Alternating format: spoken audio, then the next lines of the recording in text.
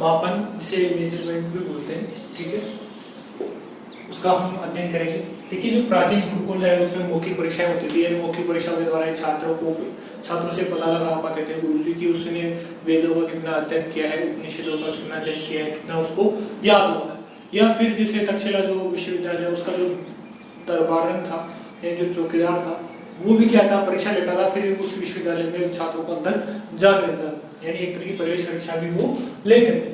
फिर है जो मौखिक परीक्षा का उल्लेख है ओल्ड टेस्टामेंट में मिलता है, ठीक है, यानी यूनान में क्या है, सुकरात जो गुरुजी है वो अपने छात्रों की जांच के लिए प्रश्न करते थे, उनसे प्रश्नोत्तर विधि से लगातार अध्यापन अपना कराते थे, यानी उनसे प्रश्न पूछते और उनके उत्तर वो प्राप्त करते, अगर वो संतुष्ट नहीं होते तो दोबारा प्रश्न पूछते और फिर उसका प्रश्नों के आधार पर, उत्तरों के आधार पर वो क्या करते हैं, उनका मूल्यांकन यानी मापन वो कर देते। जब मुद्रण कला का विकास हुआ, यानी लिखने की कला का जो विकास हुआ, उससे ही क्या हो गया, लिखित परीक्षा का हमने आयोजन करवाया। इंग्लैंड के कैम्ब्रिज जो विश्वविद्यालय है 1702 में सबसे पहले वहां लिखित परीक्षा का आयोजन किया गया कि भाई अब लिखने की जो कला का विकास हो चुका है और क्या है, लिखित परीक्षा की ली जाए। फिर वस्तुनिष्ठ जो परीक्षा है, जो वस्तुनिष्ठ जो प्रश्न होते हैं उनके आधार परीक्षा का श्रेय डॉक्टर जे.एम. राइस को जाता है, जो अमेरिका के हैं और 1904 में उन्होंने इसको प्रारंभ कर दिया था। फिर है प्रमाणीकृत जो परीक्षण है, ठीक है, उसके अंदर थॉर्नडाइक 1904 में, स्टो 1908 में, ओडले 1930 में और मेकॉल 1920 में इन्होंने इनका प्रमाणीकृत जो परीक्षण इनका प्रारंभ किया। पर शुरुआत में इनका विरोध भी हुआ था, फिर बाद में मेकॉल साहब ने इसका समर्थन किया और बाद में ये सब प्रचलित हो गए।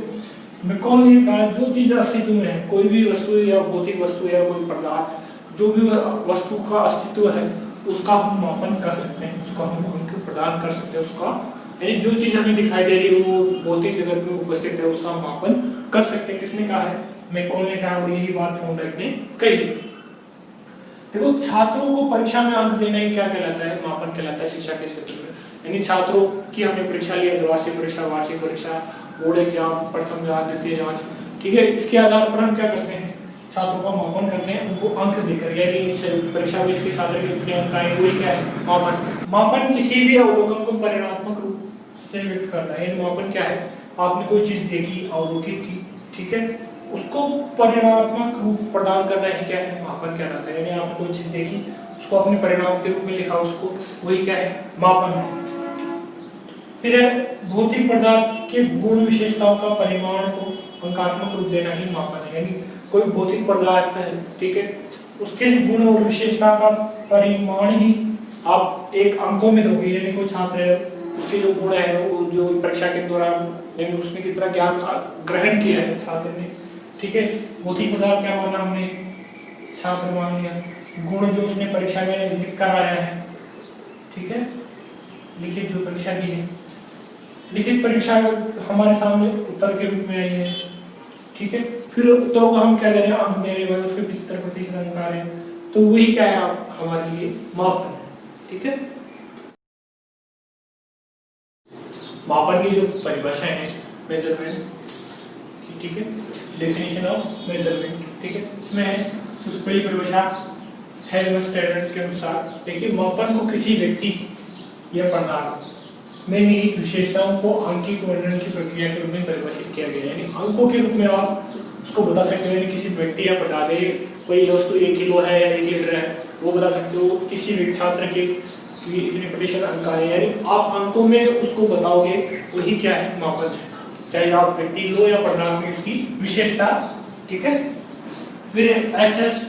स्टीवेंस के अनुसार देखिए मापन के लिए निश्चित मान्य नियमों के अनुसार वस्तुओं को अंक प्रदान करने की प्रक्रिया है। यानी एक मान्य नियम होंगे, आप या तो सही उत्तर दोगे तो इतने अंक मिलेंगे, 1 नंबर मिलेगा, गलत उत्तर दोगे तो 0 अंक मिलेगा, ठीक है।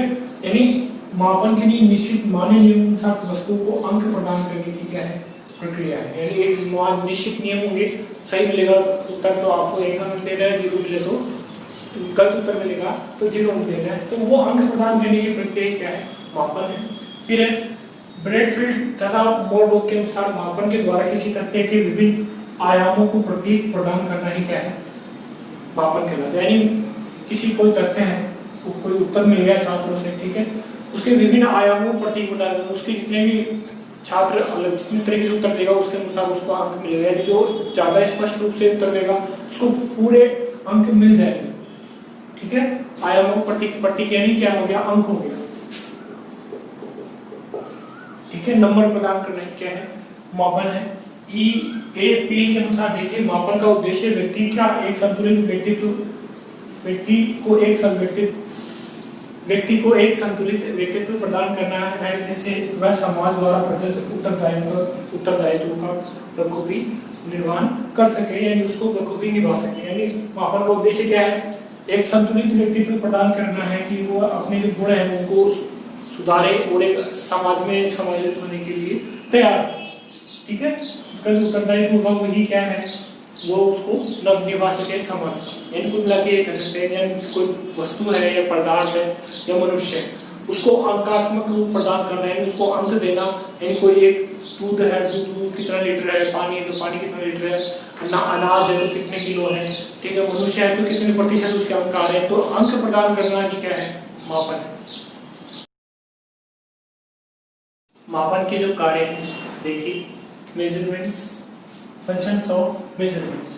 फिर देखिए जो वर्गीकरण है, सबसे पहला कार्य है क्लासिफिकेशन, यानी जो छात्र है उनकी बुद्धि, लब्धि, रुचि, क्षमता, योग्यता जो भी है उनके अंदर, उनका हम मापन करते हैं। उसके आधार पर हम क्या करते हैं, उनका वर्गीकरण करते हैं कि छात्र अच्छा है, इसको ज़्यादा, ये जब छात्र ज़्यादा होशियार है, वो सब छात्र है, उसके अनुसार वो वर्गीकरण करके हम वो कार्य, अध्यापक जो कार्य है वो कर पाते हैं, ताकि सभी छात्र उसका फायदा उठा सके। हम जो शिक्षण जो विधियाँ अपनाएंगे वो सभी छात्रों के अनुसार बना सके। इसलिए कोई भी कार्य करते हैं तो उससे पहले हमें वर्गीकरण करना पड़ेगा, और शिक्षण जो कार्य करेंगे उसके लिए, उसके वर्गीकरण के लिए हमें मापन का प्रयोग करना ही होगा, ताकि हम अपना जो शिक्षण कार्य वो सही प्रकार से कर पाए, ताकि सभी छात्रों तक ज्ञान की उपलब्धि हो सके।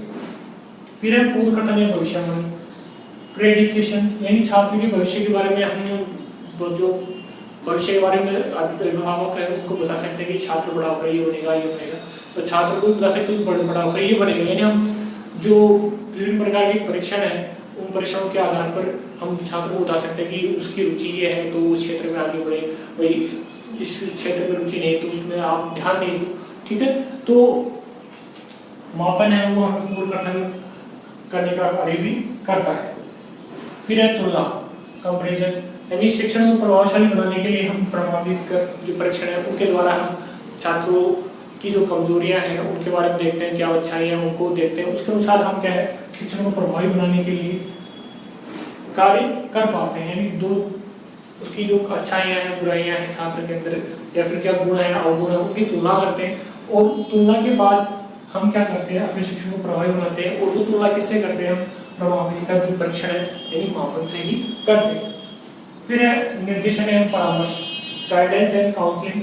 वो शिक्षा जो अभिभावकों के मन में ये रहता है कि हम जो छात्र है वो बड़े होकर क्या सब्जेक्ट ले, एक विशेष विषय पर ही ध्यान दें, तो विशेष विषय के लिए हम गाइड तभी करेंगे जब हम उनकी बच्चों की परीक्षा लेंगे। भाई ये बच्चा इस गणित में होशियार है तो वो मैथमेटिक्स ले सकता है, कोई विज्ञान में होशियार है तो वो बायोलॉजी ले सकता है। तो उस हिसाब से हम छात्रों को बताते हैं कि परीक्षा ली यानी मापन किया, मापन के आधार पर हम निर्देशन में परामर्श कर सकते हैं। फिर है निदान, डायग्नोसिस, यानी छात्र की जो कमजोरियां होती है उनका हमें कब पता लगेगा, जब हम निदानात्मक जो परीक्षण करेंगे। निदानात्मक जो परीक्षण होता है छात्र की कमजोरी को दूर करने में बहुत ज़्यादा फायदेमंद है, और ये छात्र की कमजोरियां अध्यापक को बताता है कि भाई ये कमजोरियां है, आप उनको ऐसे दूर कर सकते हैं। फिर है अन्वेषण, रिसर्च में मूल्यांकन का जो मापन है उसका बहुत ज़्यादा उपयोग किया जाता है। देखो अनुसंधान के क्षेत्र में मापन क्या है, अनिवार्य ऐसा हो गया, यानी बिना मापन के आप रिसर्च नहीं कर सकते, क्योंकि क्या है मापन ही क्या करता है, वस्तुनिष्ठता प्रदान करता है, और ये क्या है विश्वास योग्य बनाता है किसको, अनुसंधान, ठीक है। उसके बाद संशोधन, मॉडिफिकेशन, यानी मापन ही क्या करता है शिक्षण पद्धति में सुधार का कार्य के लिए अध्यापक को बताता है। मापन के द्वारा अध्यापक को पता लगता है कि जो शिक्षण जो उद्देश्य है उनकी प्राप्ति कहाँ तक हो रही है, तो वो अपनी जो शिक्षण पद्धति है उसमें सुधार लाता है कि भाई ये कमजोरी रह गई, तुमने इनको सुधार कर फिर आगे बढ़ाओ। पाठ्यक्रम में क्या क्या बदलाव लाने मापन के द्वारा पता लगता है अध्यापक को कि ये आवश्यक है छात्रों के लिए, अनावश्यक है। तो आवश्यक जो चीजें उनको पाठ्यक्रम में रखा जाता है, अनावश्यक चीजों को हटा दिया जाता है, वो जो नई चीजें आती है उनको भी पाठ्यक्रम में जोड़ा जाता है। ये सब कार्य किसके द्वारा, मापन के द्वारा ही संभव हो पाता है।